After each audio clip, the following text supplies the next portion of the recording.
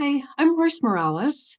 I am the teacher of Perfect Life Awakening, and I want to talk today about what is on everyone's mind, which is violence that's going on, especially what happened a few days ago in Texas. 19 children and 2 adults were shot and murdered. I just have to say that words right now really feel inadequate, but I teach that there are always choices to make that do not have to be violent ones. And I want to talk about that a little bit because what happened in Texas is a reflection of all of our violence. It's a mirror for us to look at in terms of how are we being violent? We are that shooter in some way. So, yeah, his action reflects a part of us that lashes out when we're angry, that feels as though that's our only choice.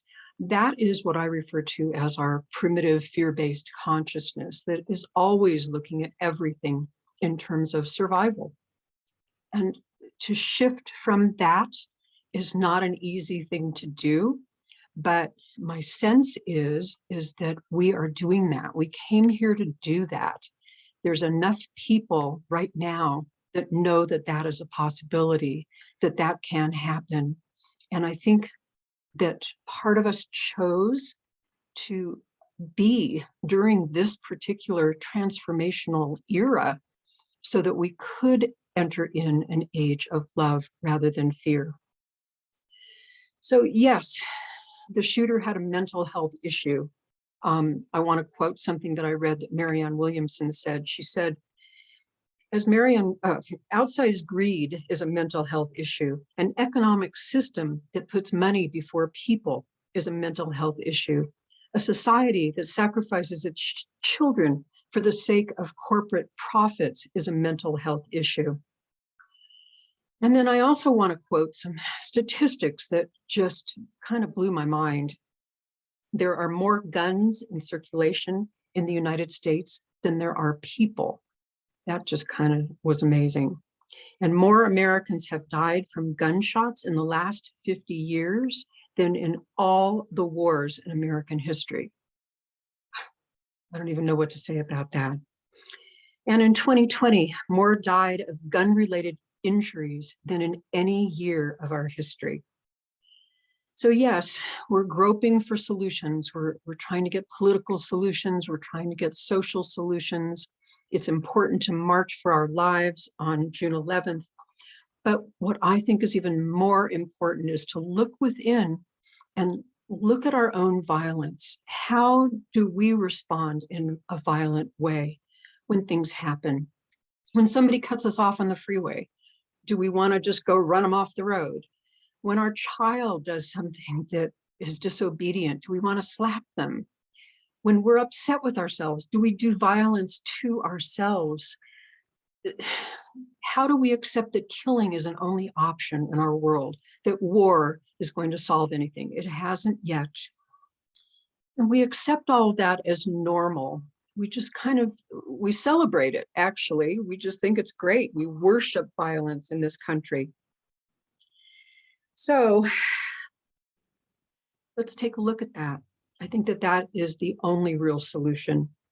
And of course, take a look at how numb we've become to all that. We just accept it as normal. So on a higher consciousness level, we came here, as I already said, to get past that. It's time to get past that. It's time to address that part of us and see why it even exists and what it's really doing to us all of the time.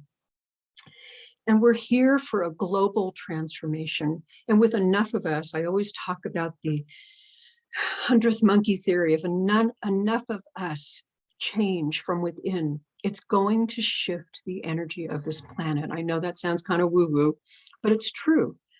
Things 50 years ago or 100 years ago that we couldn't even imagine that could shift things did, because enough of us said, this is how it's going to be. So we are at an end of an age. We are evolving from that primitive fear-based consciousness into higher self, higher consciousness love. Of course, it's going to be fraught with struggle. Of course, we don't like change. And of course, big, dramatic, profound change from within is never anything that comes easy to us. But we cannot wait until another tragedy strikes. We just can't. We cannot buy into hopelessness. We can't just wait for things to get better and hope for things to get better. And of course, we cannot go numb to all of it. It might feel chaotic and frightening and maybe even impossible, but we've got to trust the process, that this is what we're here to do and it can happen. And as I said, we chose to be here on a higher consciousness level. Everything is chosen. We chose to be here so that we could help usher in this new era of love. And it's going to come from within. And it's not going to come from just suppressing and ignoring the anger that we feel. We've got to address it.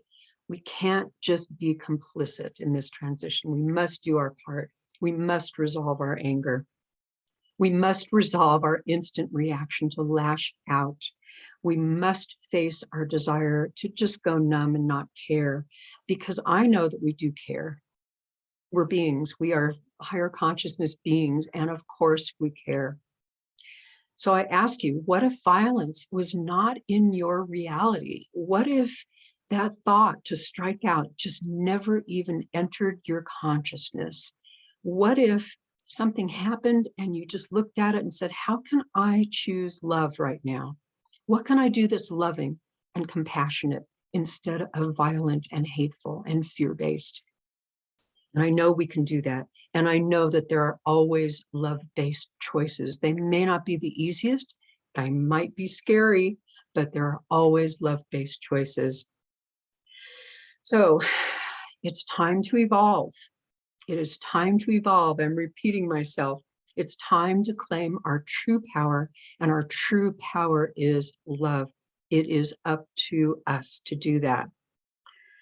So how long will it take to create a world based on love? It is up to us. It's up to you. It's up to me. It's up to all of us. Let's do it. Thank you so much for listening. Subscribe and like, and you'll be hearing more from me. Thank you.